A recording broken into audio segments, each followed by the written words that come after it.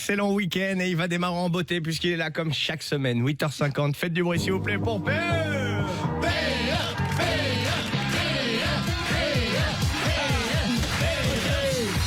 Coucou les amis, alors je voudrais dédicacer cette chronique à Pick Up. C'est le nom que j'ai donné à mon nouveau bourrelet grâce à vos biscuits. Allez, jingle! PE est sur Énergie. Chaque vendredi dans le Wake Up Show. Je vais recontextualiser ce gag pour les auditeurs qui n'auraient pas suivi la chronique de la semaine passée. Donc vendredi dernier, c'était mon anniversaire et pour l'occasion, l'équipe du Wake Up Show, meilleure équipe du monde de l'univers, a décidé de me piéger. Je pense qu'on peut le dire, le piège a fonctionné. Je me suis fait avoir en beauté, c'était plus que beau, c'était de la poésie, quoi. Comment vous le décrire, je me suis fait niquer comme un enfant de cœur à l'église. Ça a été brutal et inattendu. Ça a été brutal et inattendu, mais contrairement à l'enfant de cœur, après le piège, je marchais droit et je rigolais. Jaune, mais je rigolais.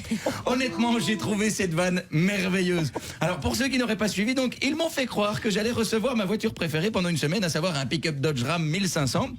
Sauf qu'ils ont joué sur les mots, et ce n'est donc pas un pick-up Dodge Ram 1500 que j'ai reçu, mais l'équivalent d'une semaine de biscuits de la marque Pick-up. Après coup, ma copine m'a dit « Et à aucun moment tu t'es dit que ça pouvait être une blague ? Je suis un homme !» Quand tu me prends par les sentiments, je n'ai plus aucune capacité d'analyse. Hein. Je ne peux pas être excité et réfléchir en même temps. Je n'ai pas assez de sang. Je n'ai pas assez de sang pour réaliser ces deux actions en même temps. J'ai montré la vidéo en replay à ma mère qui, en regardant la vidéo, a éclaté de rire en disant, je cite, « Oh là là, le con, c'est pas possible d'être aussi naïf. » Donc directement, je lui ai dit, maman, t'es au courant que je suis à côté de toi, je t'entends. Et après, elle m'a dit, alors, tu vas te venger ? Chose à laquelle je lui ai répondu, non. Mais d'après mes recherches, un budget laxatif pour 6 personnes, c'est jouable. Je plaisante, hein, je vous ferai pas un coup de pute pareil. En plus, ce serait pas équitable parce que tu mets du laxatif chez Frisco, d'office il maigrit, alors que si t'en mets chez Jérém, il disparaît. Alors,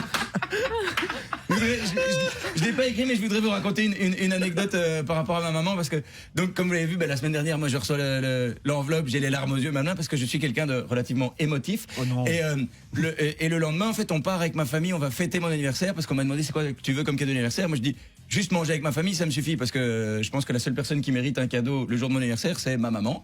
Oh, c'est chou. Vu qu'en soit, voilà. Donc moi, je lui ai offert des fleurs et je m'attendais pas à ça. Au restaurant, je reçois le pull que je porte aujourd'hui.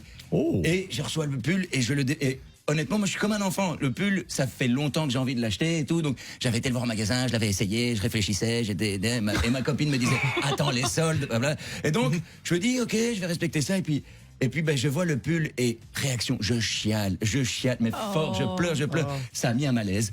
Et ma mère a détendu l'atmosphère en disant, ok, c'est pas un Dodge, mais il est beau, le pull. Hein. Bien, maintenant, c'est où? Ah oui, bien maintenant. Mais maintenant, je vous propose donc 2-3 actus en vrac, comme ça, avant de passer au débrief de la semaine.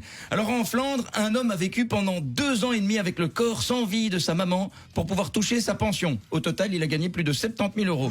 Oui, je sais, c'est dégueulasse. Du côté de la NVA, la seule réaction était de dire, on est sûr qu'il n'est pas wallon. Et je ne sais pas, mais en tout cas, ça pourra donner des idées à Stéphane Moreau. Ensuite, rappelez-vous, il y a 2 mois en Angleterre, 39 morts avaient été retrouvés dans un camion. Aujourd'hui, les familles des victimes sont en désaccord sur la manière de rapatrier les défunts. J'ai envie de dire, ils n'ont qu'à renvoyer le camion. Hein. Et au milieu, c'est une bonne vanne. Et au milieu de toutes ces actus un peu glauques, un petit rayon de soleil a illuminé la grisaille de l'info. On apprend que Bernard Minet va sortir un album de ses plus grands tubes en version heavy metal. La vanne est là, hein. J'ai hâte d'entendre les Chevaliers du Zodiac, Dragon Ball Z ou encore Juliette Je t'aime en version heavy metal. Néanmoins, moi je dis respect. Non seulement il fait ce qu'il aime, mais en plus il s'assume complètement, car ok, il va faire un album de heavy metal, mais surtout, il ne va pas changer de nom de scène. Bernard Minet. C'est très heavy metal. Bernard Minet. J'ai Bernard Minet dans le monde du heavy metal, c'est aussi crédible qu'une soirée romantique chez Roman Polanski. Par contre, l'avantage du heavy metal, c'est que si tu chantes mal en live, ça s'entend pas. Et ça, c'est toujours bon à savoir, Angèle, si tu nous écoutes. Bien, le débrief de la... Oh, ça va. Mais on l'embrasse, Angèle. Angèle qui vient d'ailleurs de gagner un Energy Music Award du duo de l'année. Enfin, en même temps, il a été diffusé 23h sur 24. Ça aurait été con de pas le gagner. Bien. Maintenant, le débrief de la semaine. Lundi, la DH titrait « Une influenceuse engloutit un hot dog d'1 mètre de long ». Ok, merci les gars. Hein. Vu que cette info était complètement inutile, je vous propose un QCM. Suite à cette info, vous êtes dit petit A, on s'en fout. Petit B, wow, quelle gorge profonde. Petit C, la réponse B. Mardi, on apprend que les Pays-Bas ne livreront plus de médicaments lourds aux Belges. Moi, du moment qu'ils continuent de fournir des drogues douces, ça me va.